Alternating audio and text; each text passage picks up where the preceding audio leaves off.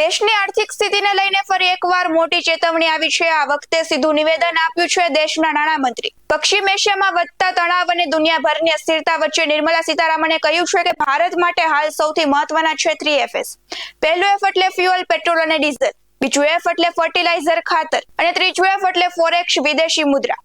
નાણામંત્રીના કહેવા પ્રમાણે જો આ ત્રણ વસ્તુઓ મજબૂત રહેશે તો દુનિયામાં ગમે તેટલી આર્થિક ઉથલપાથલ થાય, ભારત મજબૂત રહી શકે છે।